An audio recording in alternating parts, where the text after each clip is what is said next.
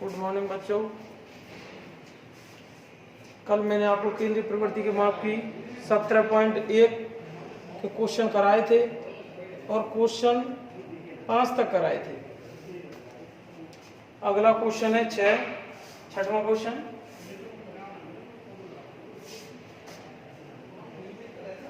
छठवां क्वेश्चन है, एक विद्यालय के पुस्तकालय से 10 दिन में छात्रों को दी गई पुस्तकों की संख्याएं दे रखी हैं।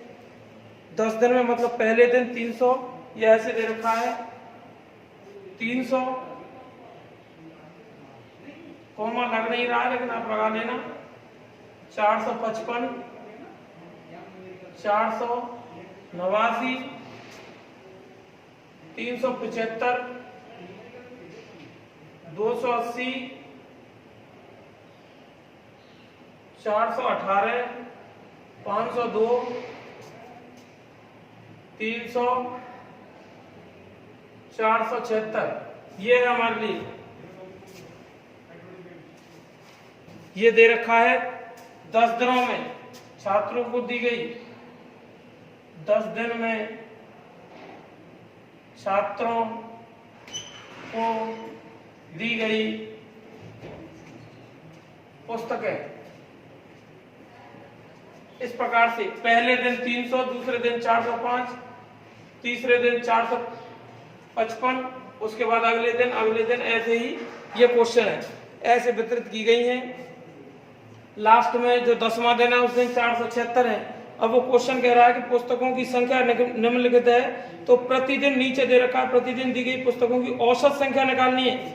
औसत संख्या भैया ये 10 है, इन सबको जोड़ लेंगे अपन। तो औसत निकालने के लिए मैंने आपको ऐसे क्वेश्चन कराए हैं और आपको दिए भी थे। औसत बराबर राशियों का योग बटे राशियों की संख्या, राशियों का योग बटे राशियों की संख्या। चाहे हमसे माध्य पूछ या फिर समांतर माध्य कह दे या फिर औसत कह दे, होती एक ही चीज है। इसका मतलब है इन सबको जोड़ेंगे। 300 plus 405 plus 455 plus 489 plus 375 plus 280 plus 418 plus 502 plus 300 plus 476, इन सबको जोड़ देंगे। और ये कितने दिन की है? 10 दिन की भैया। इन सबको जोड़ देंगे और 10 का भाग दे देंगे। इसका मतलब है ये जोड़ेंगे आप तो 4000 बटे 10, 0 से 0 गई, एक को लिखना घर में जरूरी नहीं है, तो 400 आंसर आ गया। 400 पुस्तकें, यूनिट जरूर लिखेंगे अगर दे रखी है तो आंसर। अगला क्वेश्चन देखिए, एक कक्षा के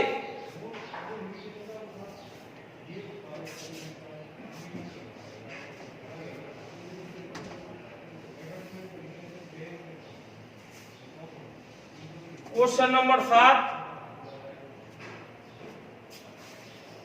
एक कक्षा के वर्ग ए के 25 छात्रों का औसत भार 51 किग्रा है। किग्रा का मतलब किलोग्राम है। जबकि वर्ग बी के 35 छात्रों का औसत भार 54 किग्रा है।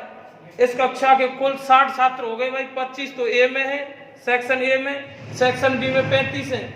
उनका औसत दे रखा है। औसत का मतलब होता है प्रत्येक के बट में आना। कोई चीज सबके बट में आ जाती है तो उसका मतलब होता है औसत। तो ये कह रहा है 60 हो गए, 25 और 35 60 छात्र हो गए टोटल। 60 छात्रों का औसत भार की गणना करनी है हमें।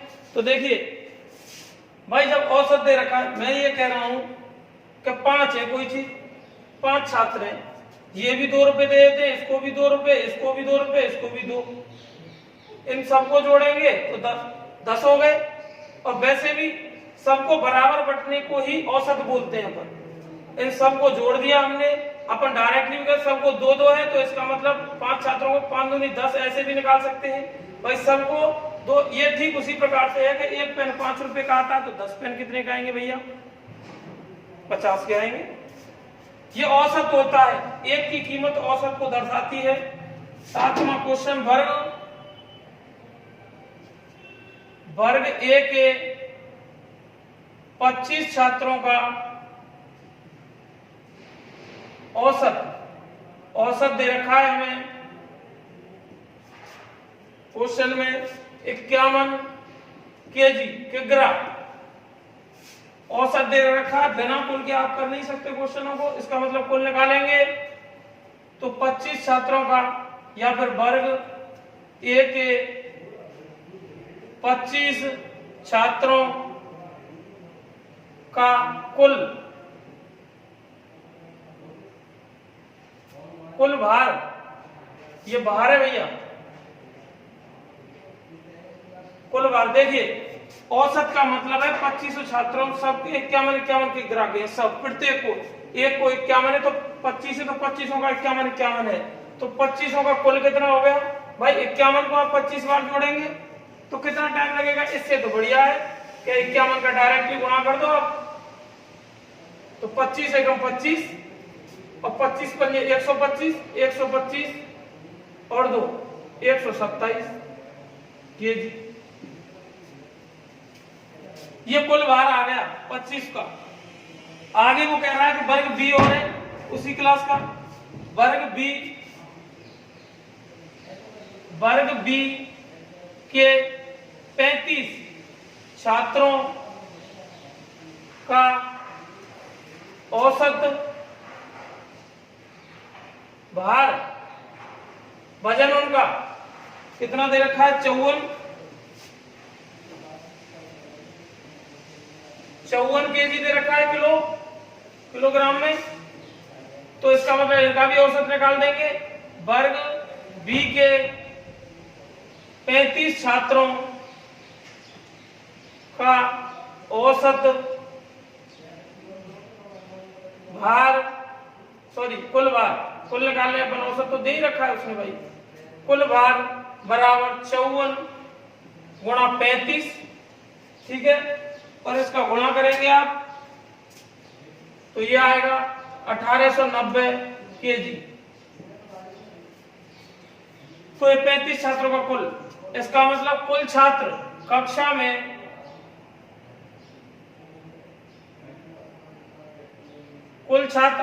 आप चाहे कुल छात्रों को जोड़ो चाहे मत जोड़ो, 25 और 35 भी 60 होते हैं, और उसने बोला भी है क्वेश्चन में कि कुल 60 छात्रों का औसत भार, 60 तो छात्र हो गए, कुल छात्र 60 हैं, और 60 छात्रों का कुल वजन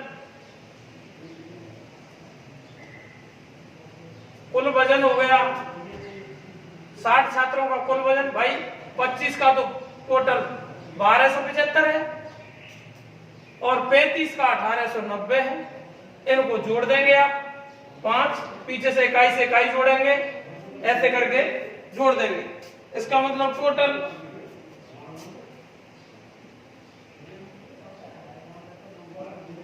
अब क्या पूछ रहा है हमसे? वो हमसे पूछ रहा है कि औसत भार की गणना। अब जो 60 का निकल चुका है उसका अपन को औसत निकालना है। अब 60 का जब निकल चुका है, टोटल है ये, तो औसत 60 छात्रों का औसत भार राशियों का योग बटे राशियों की संख्या। इसका मतलब छात्रों का कुल भार या वजन बटे छात्रों की संख्या, वही हो गया राशियों का योग बटे राशियों की संख्या। तो इसका मतलब 3165 बटे 60 है, 60 का भाग दे देंगे। जब भाग देंगे आप तो इसका मतलब है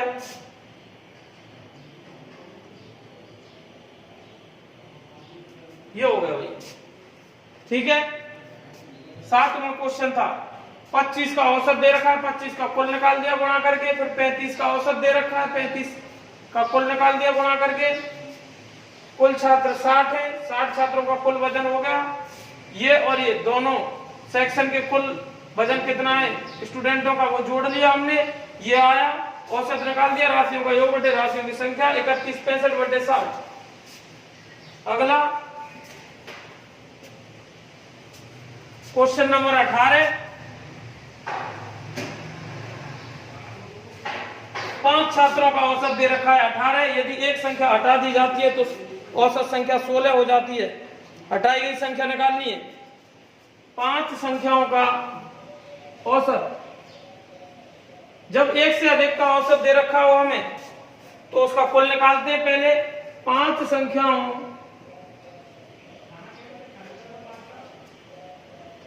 का औसत दे रखा है, 5 संख्याओं का औसत दे रखा है 18। या आपको दिक्कत हो रही है तो हिंदी की जगह पे मैथ में लिख दें इसको। 5 संख्याओं का औसत दे रखा है 18। तो भैया 5 संख्याओं का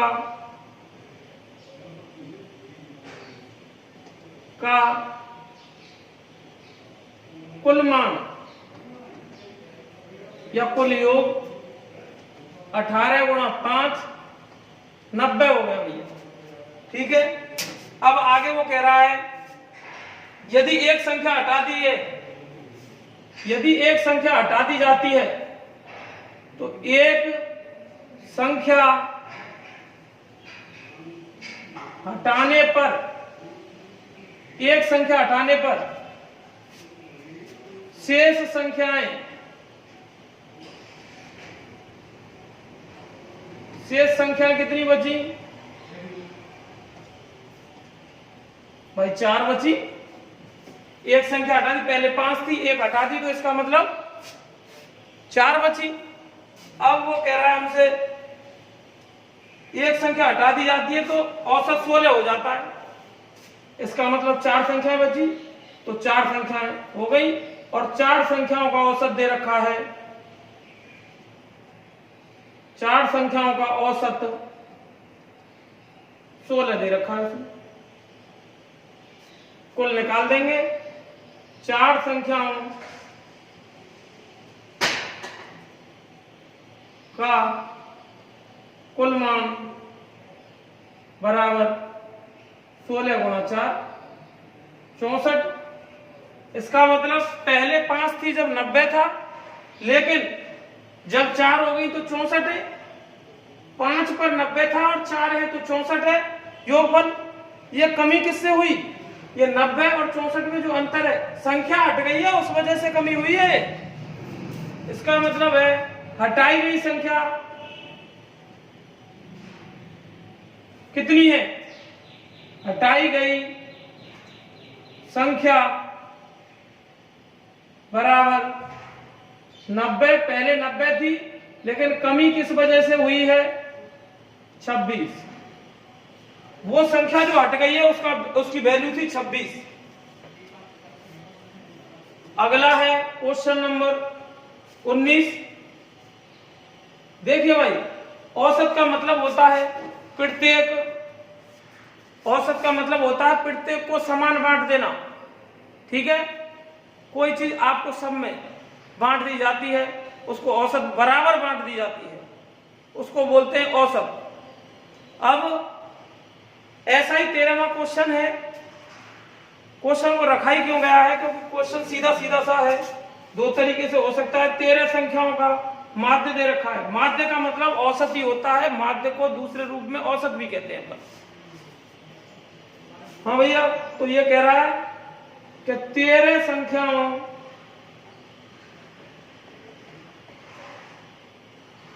का माध्य, माध्य जिस भाषा में वो हमें दे रखा है क्वेश्चन, उसी भाषा में उससे बात करेंगे। 13 संख्याओं का माध्य दे रखा है 24। प्रत्येक में 3 जोड़ने पर, देखिए मैं ये कह रहा हूं कि आप 5 स्टूडेंट हैं, ठीक है, 5 स्टूडेंटों के पास 10-10 रुपए हैं, तो औसत क्या हो गया? 10 हो गया भाई, 10 हो गया। और सभी स्टूडेंटों को 3-3 रुपए और दे दिए जाते हैं। इसका मतलब अब 3-3 रुपए और दे, इसका मतलब 13-13 हो गया। पहले 10-10 था, सबको औसत भी 13 ही हो गया। सबको कोई चीज पहले बराबर थी और बराबर चीज बांट दी जाती है, तो इसका मतलब है सब में बढ़ रहा है तो औसत में उतने की वृद्धि कर, सब में बढ़ रही है ये 3, तो 13 का माध्य है 24, तो 3 सब में बढ़ रही है, 1 2 में बढ़ती तो अपन कुल निकाल के और जितने में बढ़ रही है उसका गुणा करके 3 से फिर इसमें जोड़ देते, फिर 13 का दोबारा से निकालते। लेकिन ऐसा नहीं है, 13 संख्याओं का औसत ही है 24, प्रत्येक में 3 जुड़ रहा है तो औसत में भी भाई 3 की तो वृद्धि हो रही है। इसका मतलब है जोड़ने पर 13 संख्याओं का माध्य या औसत 24 + 3 = 27। ये अपन डायरेक्ट ऐसे भी कर सकते हैं इसे। और दूसरा तरीका इसका ये है, देखिए सेकंड मेथड,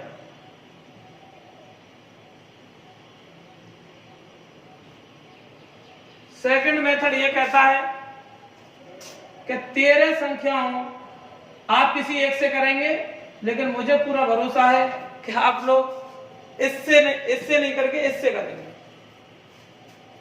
13 संख्याओं का माध्य 24 है, तो 13 संख्याओं का कुल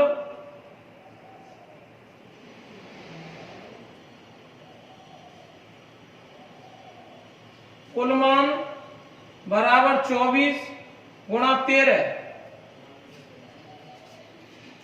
13 चौक 52, 13 दूनी 26, 26 और 5 31, 31 है भैया, 312 हो गया 13 संख्याओं का टोटल मान। अब वो कह रहा है प्रत्येक में 13 संख्याओं में 3 जोड़ने पर कुल वृद्धि, भाई एक में प्रत्येक में एक में 3 जोड़ रहे हैं, तो 13 में 3 जोड़े तो इसका मतलब है 3 गुणा 13, 13 × 39, 39 की वृद्धि हो गई सब में। इसका मतलब है 13 संख्याओं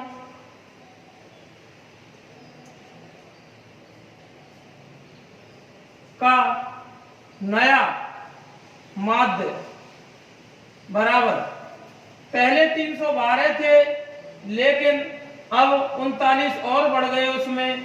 इसका मतलब संख्याएं तो 13 ही है भैया, संख्याएं नहीं बढ़ी है, संख्याएं तो 13 ही है, लेकिन सब में 3 की वृद्धि हो गई है। तो पहले 312 था, अब सब में 3 बढ़ा तो 39 बढ़ गए, 13 × 39, 3 सब में बढ़ा, लेकिन संख्याएं 13 ही है। तो राशियों का योग बटे राशियों की संख्या, इसका मतलब इसको जोड़ेंगे तो 11 की 1 हासिल 1, 4, 5 और 13 का इसमें भाग देंगे आप, 13 दूनी 26, 13 7 21, ये है भाई।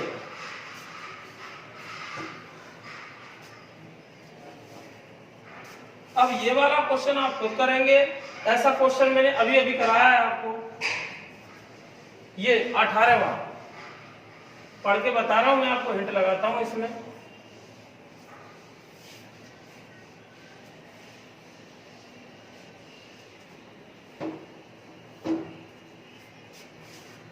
एक विद्यालय के 5 कर्मचारियों का औसत मासिक वेतन दे रखा है। औसत मासिक वेतन, मासिक का मतलब है महीने का। एक विद्यालय के 5 कर्मचारियों का औसत मासिक वेतन 3000 है। 5 का मतलब औसत 3000 है, तो 5 का क्या हो गया 15000 हो गया भाई, 5 × 15। एक व्यक्ति को 3000 मिल रहे तो 500 को कितने मिलेंगे, 5 × 15000 मिलेंगे, टोटल 15000 मिलेंगे। एक कर्मचारी के सेवानिवृत्त होने पर, सेवानिवृत्ति का मतलब है रिटायरमेंट, रिटायर हो गया एक आदमी। एक कर्मचारी के सेवानिवृत्त होने पर शेष कर्मचारियों का औसत मासिक वेतन 3200 रुपये। एक कर्मचारी चला गया, ठीक ऐसा ही क्वेश्चन है। 5 कर्मचारियों को औसत मासिक वेतन 3000 रुपये, तो कुल हो गया 15000। एक कर्मचारी सेवानिवृत्त होने पर कर्मचारियों की संख्या बराबर 4 हो गई, ऐसे लिखेंगे। और 4, अब उसने ये दे रखा है कि शेष कर्मचारियों का, भाई 4 कर्मचारी बचे, जब एक कर्मचारी चला जाता है तो 4 कर्मचारी, और 4 कर्मचारी होने पर अब उनका औसत हो जाता है 3200 औसत 3200।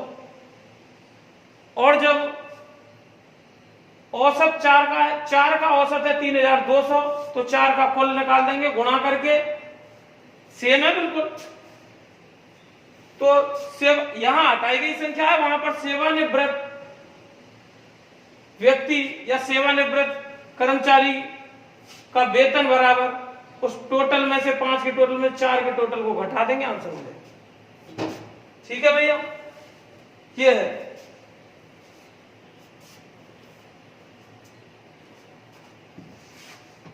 अब देखिए अगली एक्सरसाइज 17.2 से पहले उसकी रिकवरी।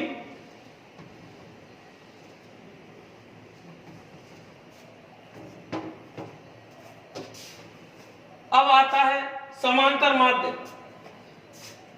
अब तक तो आपने नॉर्मल आंकड़ों के द्वारा इस चीज को निकाला था, और अब आप निकालेंगे कि हमें बारंबारता दे रखी हो, उस कंडीशन में क्या करेंगे।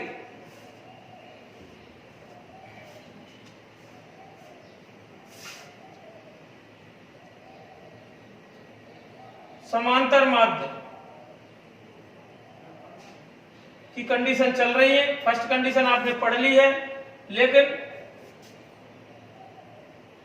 ये चल रही है समांतर माध्य जब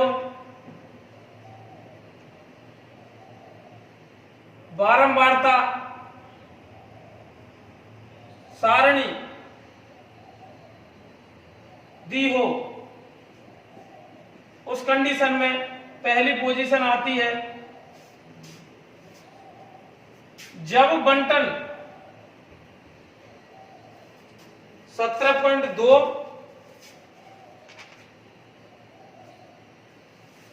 जब बंटन अवर्गीकृत हो, जब बंटन अवर्गीकृत हो तथा बारंबारता दे रखी हो,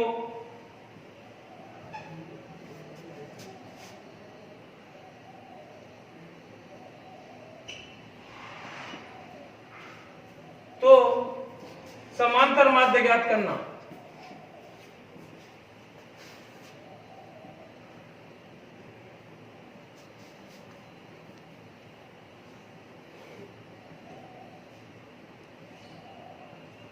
ये है भैया टॉपिक।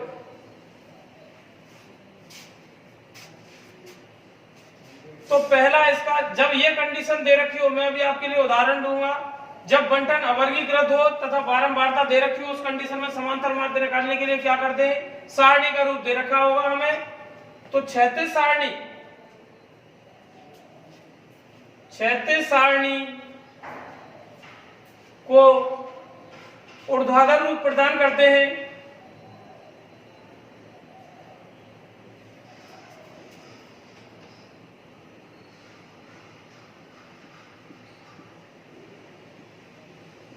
पहला काम ये हो गया।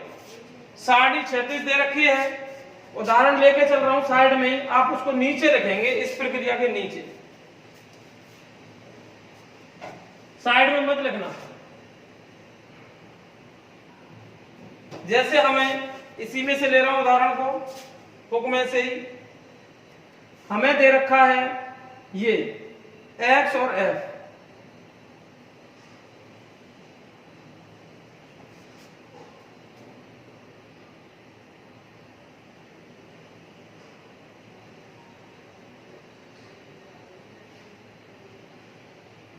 ये है भैया सारणी का रूप दे रखा है। अवर्गीकृत का मतलब होता है एक्स के मान है वो सीधे दे रखे हैं हमें, और जब वर्गीकृत आएगा उसका मतलब है 0 से 5, 5 से 10, 10 से 15 ऐसे आता है, उसको वर्गीकृत बोलते हैं। यहां हम अवर्गीकृत मतलब एक डायरेक्ट मान दे रखे हैं एक्स के ऊपर वाले। और एक और बात, इस एक्सरसाइज में 17 में जो आपके लिए ऊपर वाले मान होंगे वो हमेशा x की वैल्यू प्रेजेंट करेंगे, और जो नीचे है वो बारंबारता को दर्शाते हैं।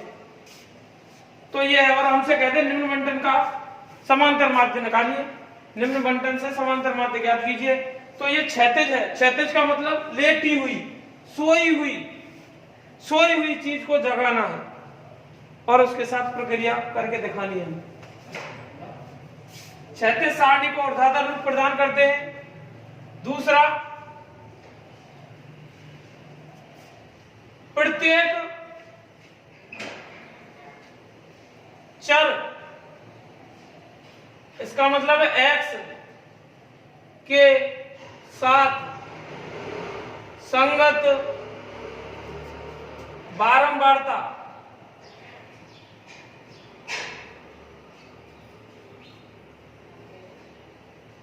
का गुणा करते हैं, अर्थात fx निकालते हैं, f डॉट x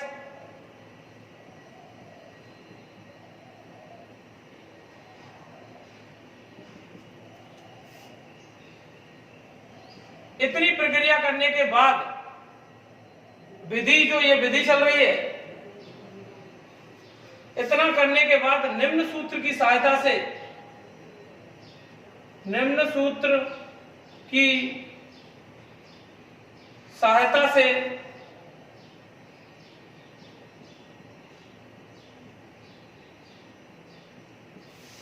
समांतर माध्य ज्ञात करते हैं।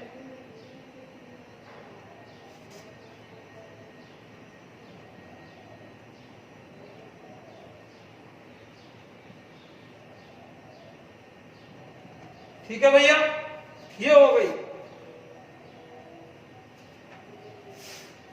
सूत्र ये है, समांतर माध्य या माध्य कह लो, समांतर माध्य x बार, मैंने आपको बताया समांतर माध्य को x बार से व्यक्त करते हैं। समांतर माध्य x बार बराबर sigma fx upon sigma f। इसका मतलब क्या है मैं आपको बता चुका हूं। सिग्मा का मतलब होता है, इसका मतलब है सिग्मा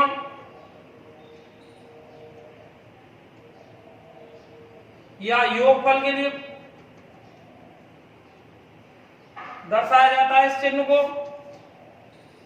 और इसका मतलब fx जो निकाले हैं आपने, उनको टोटल करेंगे और सिग्मा f को हम कैपिटल N से भी व्यक्त करते हैं और इसे कह सकते हैं कि बारंबारताओं का योगफल है ये।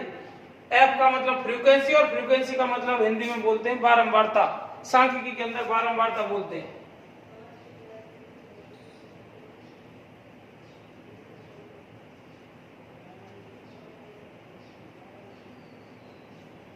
ये है भैया।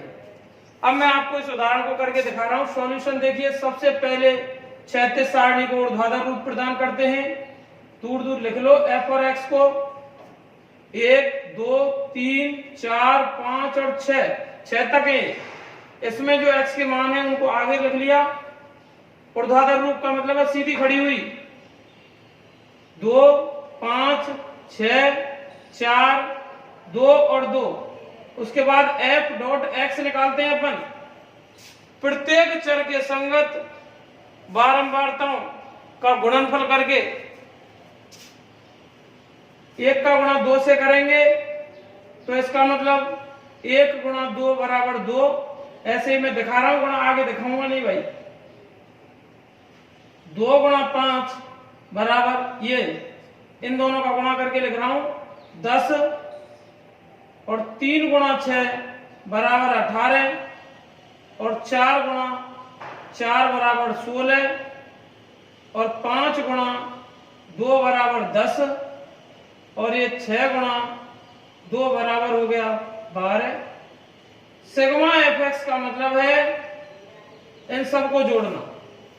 इन सबको जोड़ेंगे, 2 और 10 12, 12 और 18 30, 30 और 16 40, 40 और 10 56, 56 और 12 68। हमें सूत्र अपने आप, जब हमें सूत्र याद होगा तो सूत्र अपने आप कह देता है कि भाई एफ एक्स निकालिए, क्योंकि एफ एक्स है इसमें, सिग्मा एफ है, एफ एक्सों का योगफल, इसका मतलब एफ एक्स, और सिग्मा एफ का मतलब है कैपिटल एन भी बोल देते हैं इसको, किसी चीज को भी यूज कर ले आप। इसको जोड़ा तो 2 और 5 7, 7 और 6 13, 13 और 4 17, 17 और 4 21। ठीक है भैया, ये हो गया। तो इसका मतलब है एक्स बार या समांतर माध्य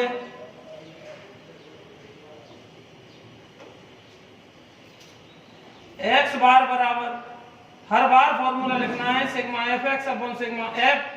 इसका मतलब है 68/21, 21 किया 63, 5 बचे, पॉइंट लगाए, 5 के पीछे 0 बढ़ा दी, 50 हो गया, 21 दूनी 42, 8 बचा, ठीक है, 8 अपनी तरफ से 0 बढ़ा दी, 80 हो गया, 21 किया 63, ठीक है, इतना ही छोड़ दो। पॉइंट के बाद 2 अंक तक दिखाएंगे।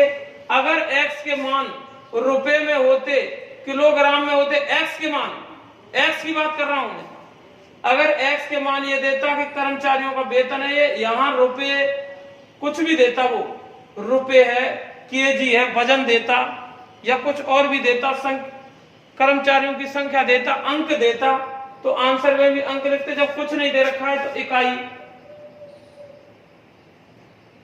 लिख देंगे, यूनिट हो गई, ठीक है।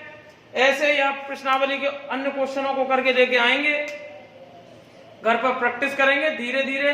कल भी मैं 2 क्वेश्चन और बताऊंगा, क्वेश्चन नंबर 1 से लेकर 6 तक क्वेश्चन सभी हो सकते हैं, सेम प्रक्रिया है, कोई भी अलग प्रक्रिया नहीं है, इसके लिए 1 से 6 तक ही है, सेम है बिल्कुल। मैं 2 क्वेश्चन और करा दूंगा आपके लिए इसमें से 1 से 6 तक में, और अगले जो क्वेश्चन है 2 वो मैं ही कराऊंगा, आपसे होगा नहीं। आज के लिए इतना ही काफी है। Thank you.